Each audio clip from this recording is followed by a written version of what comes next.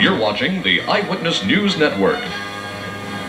This is Eyewitness News Tonight. Good evening, and thanks for being with us tonight. Well, the Buffalo Bills take a beating in the big bowl game. That's right, the Washington Redskins took it to them. The final, in case you haven't heard yet, Washington 37, Buffalo 24.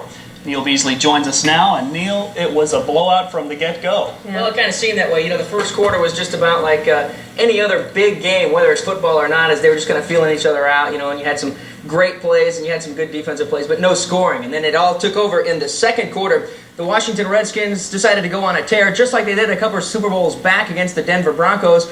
This time out, they scored 17 points in the second quarter, 17 unanswered points against the Buffalo Bills is exactly right. Buffalo came back to make it 24-10 and had it close, and they had some momentum going as well. But Washington went on, scored again to make it 31-10 in the third quarter, and for all intents and purposes, that was pretty much the game. Mark Rippon, the quarterback for Washington, was the game's MVP, throwing one interception, 292 yards on 18 completions, a couple touchdowns. And Alex and Kevin, again, the final 37-24, Washington doing a number. And I think when you look back, the NFC, it just has a stranglehold on the AFC in the title game. Should have listened to you last night because you predicted it. I said by 14, so if I would have given away 14 points, I would have lost, but they did win by 13. Yeah, always trust the sports guy. You know it was going to happen. Thank you, Neil.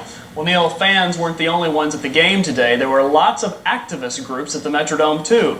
More than 2,000 people used the Super Bowl as a platform to voice concerns on everything from abortion to veterans' rights. One of the largest groups protested against the use of American Indian nicknames and mascots in sports.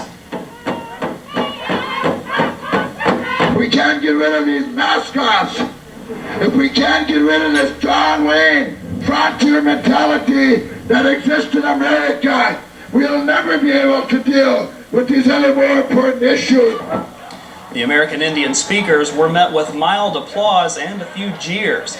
Some Redskins fans even dressed in full headdresses, but they seemed unimpressed with the protest. Dozens of police kept an eye on demonstrations. There were no arrests reported.